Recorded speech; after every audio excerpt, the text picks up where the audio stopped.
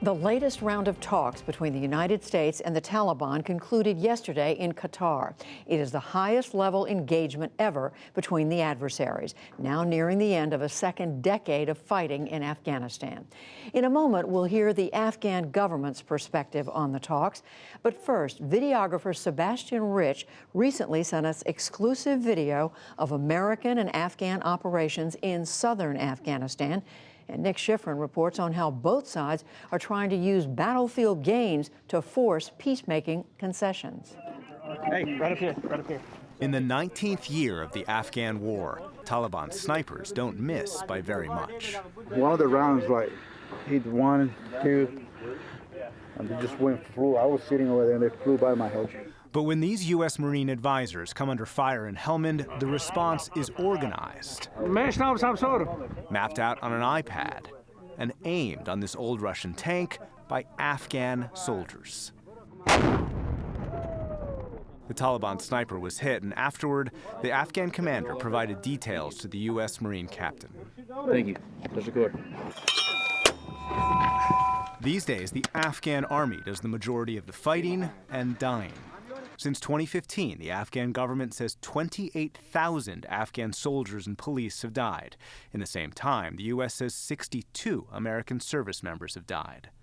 The U.S. trains Afghan forces, provides them logistics and intelligence, and supports them with weapons they don't have, like long-range artillery. As weapons are fired outside, we're 1.3 out and we're turning. Inside the nearby Joint Operations Command, U.S. Marines track possible fighters with drones or UAVs. This is the guy at the crossbody weapon. This rare footage of aerial surveillance, where nearly 40 Marines and intelligence officers work with drone, helicopter, and aircraft pilots, was screened and cleared by the U.S. Marine unit. This guy came out of the L-shaped building with the long rifle. They try and minimize civilian casualties, and they look at video we couldn't film on the equivalent of a DVR. Oh, you can see it. Yeah, you can see the barrel actually poking out on his left side. And stay in communication with a drone pilot.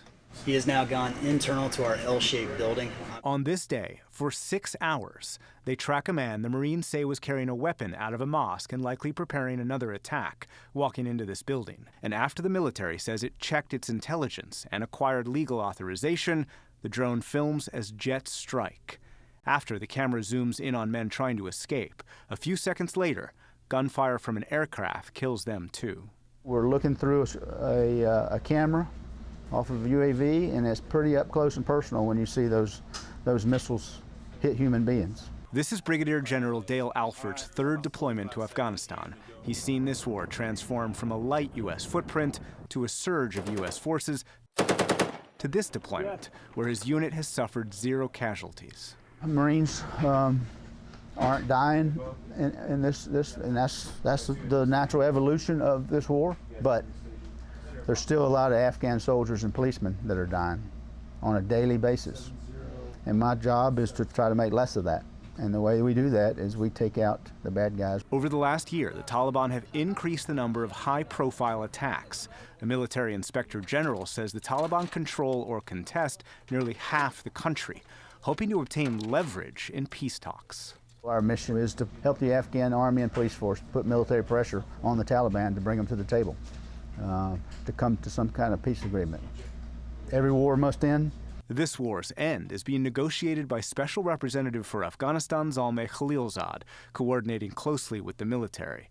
Yesterday, he concluded the longest ever negotiation round with the Taliban, including the group's recently released deputy leader. Senior U.S. officials tell PBS NewsHour the two sides began to draft agreements on the Taliban's preventing Afghanistan from being used by international terrorists. But the Taliban haven't yet agreed to renounce al-Qaeda. And the talks produced a, quote, sense of convergence on U.S. troop withdrawal, but the U.S. has not yet committed to a timeline. Khalilzad is under pressure to achieve major progress by this summer's planned election. He spoke in Washington in early February. But it would be better for Afghanistan if we could get a peace agreement before the election, which is scheduled in July. But the two sides have not agreed on a Taliban ceasefire or the Taliban's meeting directly with the Afghan government, which Khalilzad called the most important and difficult stage. We have offered to do what we can to be helpful if our help is needed, but it's for the Afghans to decide It's for the Afghans to have the conversations. It's for the Afghans to negotiate with each other. It's for the Afghans to accept each other. But so far, the Taliban refused to accept even talking directly with the Afghan government. And the Afghan government is concerned about Khalilzad's pace. On Monday, before the latest round of talks ended, I spoke with Nader Naderi, a senior advisor to President Ashraf Ghani. What level of input has President Ghani or your government in general had in Ambassador Khalilzad's talks with the Taliban? Our level of input we would like to see increased and expanded, the sequence of the different processes, and also we want to see that the different elements, which is the withdrawal of the troops, reduction of the troops, not using Afghanistan or Taliban, cutting their ties with the terrorist groups, then the negotiation with the Afghan government and ceasefire. All of these are interlinked, and the Afghan government want to see being at the center of the table, backed and helped and facilitated by the United States. And I think Ambassador Khalilzad is walking toward that direction.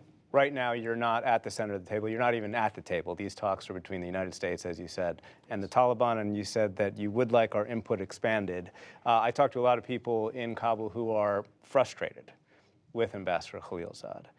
Is the government receiving enough information about what he is talking to the Taliban about? I wouldn't point to the person. The process is designed as such where the government at this stage is not at the center of the table.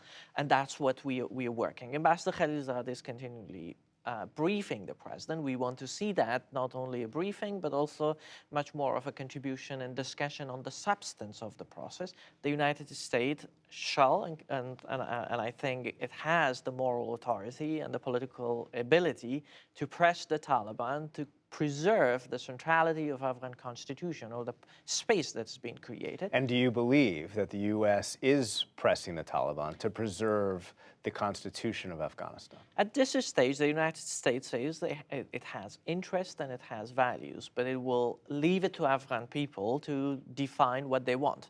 And we, as Afghan people, we want to keep the rules of the game in political power preserved. And that is through the Constitution and through preservation and strengthening of the democratic process we have. If we don't preserve that, the civil war will return back. Now we say we will advocate, we will fight for those values, including women's participation and equal right in the public administration and in society. President Trump has explained that he wants to withdraw from Afghanistan. Ambassador Khalilzad has talked about needing to have progress, major progress, by the summer. Are you worried that the U.S., as you put it, will not stand with you when it comes to defending the Constitution in order to make a deal quickly? That's a major fear, and there is a level of anxiety when we see that there is a rush. We do understand and we feel the sense of urgency. We have the sense of urgency as the people of Afghanistan. We want this war to end. We want the guns to be silent. But silencing the guns shall not be in a way that is temporary silence. We want it to be carefully done in a design of an agreement that will result in a proud moment, both for the United States and for Afghans, that when the United States look back to see 17 years of blood and treasure, this is the peace that we have brought in that country and in that region.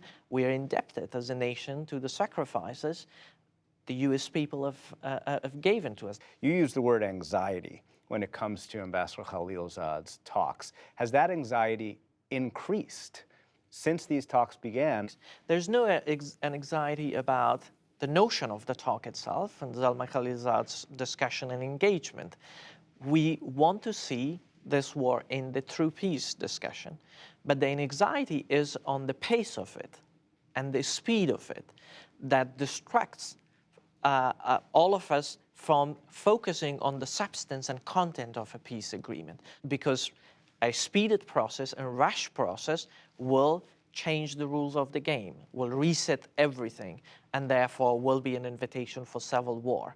That's where people are worried. Is the Afghan government concerned that the U.S. will ask President Ghani to essentially step down so that the U.S. can create an interim government to allow the Taliban in as a part of a peace deal? Ordinary Afghans across the country want to see their current political system through a model of election continue.